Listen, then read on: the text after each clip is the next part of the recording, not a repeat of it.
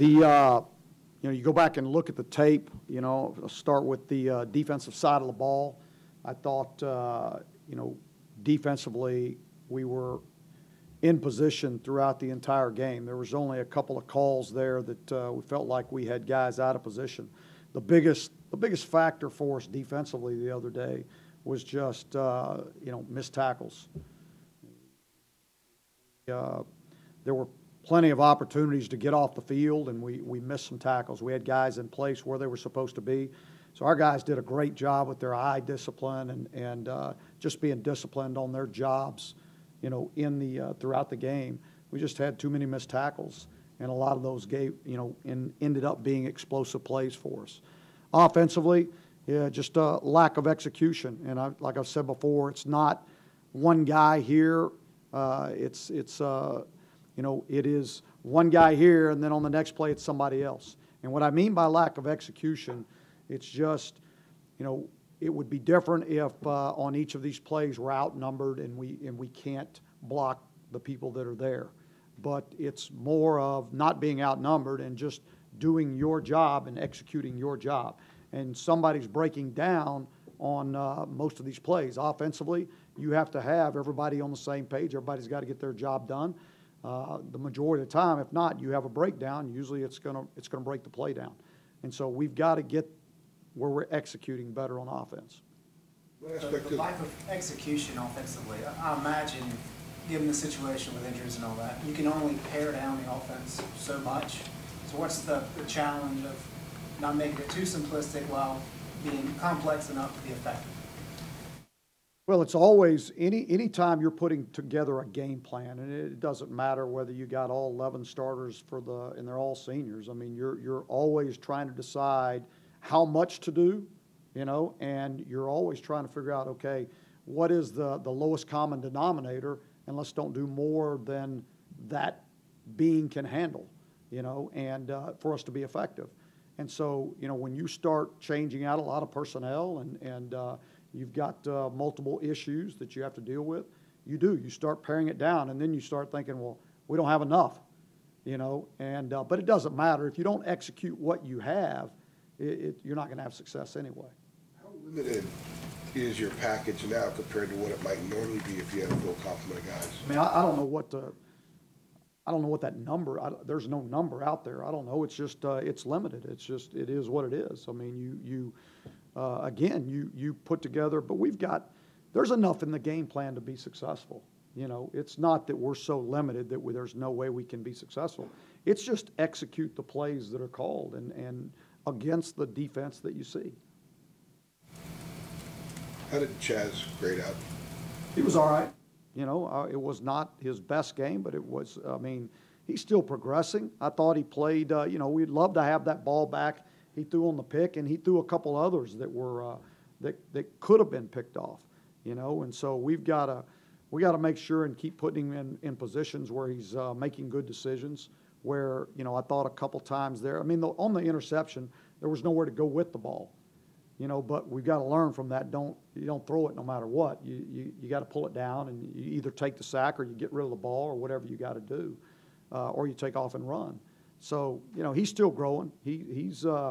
But it was, he played okay. Do you have to do anything differently with an offense when you have a young quarterback that's got to learn for the long term in addition to what you're doing right now, week to week?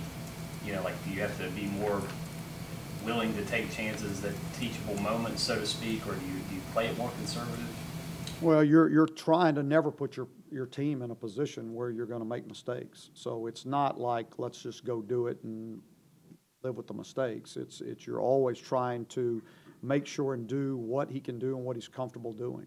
Is there any difference, I guess, though, the idea of getting, Chaz has got this year, but also beyond that, so you've got to build for the long, make sure long term he's developed. Is there do you handle him any differently than you would a normal? Long-term development, that's not a concern at this point. I'm not thinking about down the road with him. All I'm doing is trying to make sure we have a plan in place that he can execute for this week. That's it. I'm not looking at long-term development. Long-term development will come, over the long haul. Over all the banked reps and everything that you get and the things that happen in a game. Chaz's leadership as a redshirt freshman with obviously veterans throughout the offense? And how does that kind of operate? How is he handling that? Well, I would say right now that Chaz is most of his concerns is about making sure he does what he has to do. You know, as he becomes more comfortable and grows within the offense and things start slowing down for him, then he can worry about what other people are doing, and which will give him the opportunity to lead a lot better. Who's the leader on the offense in terms of maybe, you know, motivation within the game and things like that? I would say right now, you know, you got Cam Dillard, who's probably stepped up and has been the guy who's been the most vocal and the guy that's has done the most. Last week you used Anthony Ratliff-Williams as an example of a guy stepping up with opportunity. Tyler Hopper's got a lot more reps the last 2 weeks with opportunity. He got a sack the other day. How has he progressed during this process? Yeah, I mean, he's really come on. I mean, he's doing a good job, and he's learning a new position. I mean, you know, he came in a linebacker. We moved him there in fall camp to defensive end, which is the position we think that he's going to really develop into, and he's growing within that position. He's doing a great job of taking the opportunity that he gets, and when he gets that opportunity, he's making some plays. So I think he's going to be fine. They only threw 10 times. You guys got 3 sacks the other day. The sacks per game are up a little bit this year. Is that an area that you've seen a lot of growth, especially since Louisville? Yeah, and especially in a game like that where you're not going to use pressure, you know, to get those front, you know, those guys up front are going to be the ones that do it in that type of game. You're not going to, you know, blitz and pressure an option football team. So, you know, I think that our guys are getting better in those areas. And then when we do and we're able to pressure, they feel more comfortable and they're getting home. Is that the area, or is there another area that's progressed the most since Louisville on that side of the ball? I'd say that'd be it. That'd be it. That and communication.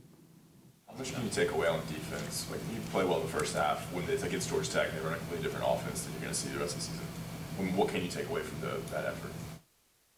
Well, I mean, we're you know, the guys are executing the game plan.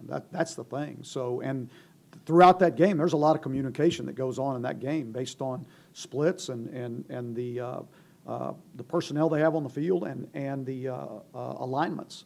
And so those guys have to do a lot of you know, tendencying out, knowing what's going to happen, and trying to project what's going to happen. And they're doing a good job of communicating that to each other.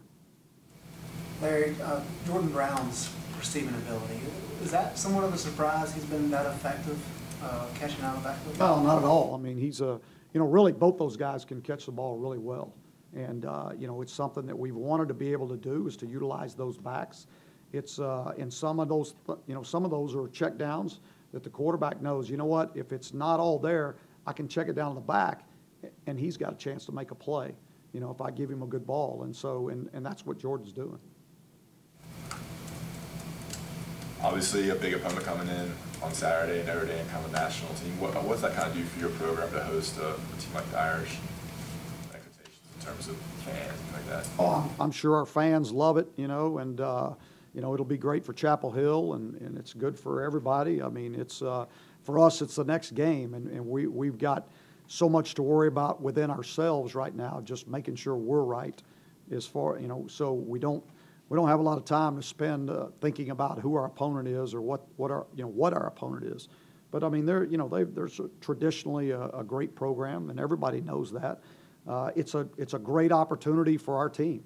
It's a great opportunity for our team. You know, I mean, to have them coming here, they're ranked, what are they, 14th in the country, I think, or something, 16th, whatever it is.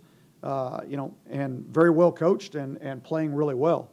You know, running the ball really, really good, and you know, play action pass and throwing the ball when they need to. So, you know, defensively, their front seven is as good as anybody we've played. Kelly before at any level?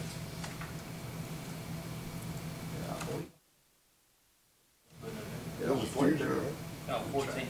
A few years ago. That was a stupid question on my part. I thought it was a trick question. I was like, I didn't cover the team back then. yeah, I was like, man, maybe.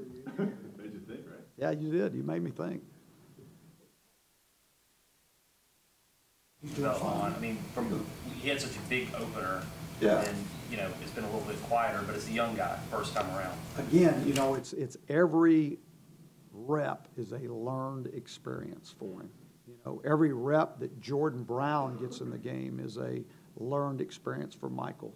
You know, and he's doing fine. I mean, he's progressing. He's getting better.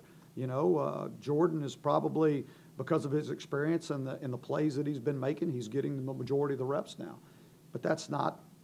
I mean, that doesn't mean that Michael's not going to play or any of those things. I mean, he's gonna get his opportunities, and the guy that's got the hot hand, the guy that's making plays, that's the guy that's going to get the reps. Business outside of this program that you kind of call it every once in a while to run things by, and have you, given the uniqueness of what you're dealing with? Never. I don't really talk to people during the season, but in the off season, yeah, there's a lot of people out there that I call in. I mean, anybody that's had success, anybody that's dealt with types of adversity. I always like to find out what they're doing, why they did it the way they did it. Doesn't matter what the issues are, but during the season, I don't have enough time to call and talk to people, and they don't have time to talk to me either. Mitch Trubisky was announced. It's reported he's going to start the next game. Have you talked to him at all since he's been in the NFL? Oh yeah. Or yeah. since maybe the season started? Yeah, I've talked to him, but I mean, I haven't talked to him since they announced he's going to be the starter. He's been wanting to be the starter since the day he left here, you know. I mean, and so I'm sure he's excited. I'm sure, you know, I got a feeling who he'll be. He'll be Mitch Trubisky. He'll be the same level-headed guy that he always is. He'll prepare himself, and he'll be ready to go. You'll watch on Sunday. Monday. What time's the game? 8:30. I'll be game planning, so probably not. Active on offense, what do they do that presents a challenge? Well, they run the ball. I mean, they find ways to run the football, and they've been very effective running the ball. So they've got to be doing a great job up front. Running backs have been very, very productive, you know. So when that quarterback can run, I mean, he's a guy that can, you know, he's a big guy that can run, and so, you know, they're going to run the football and play action pass you.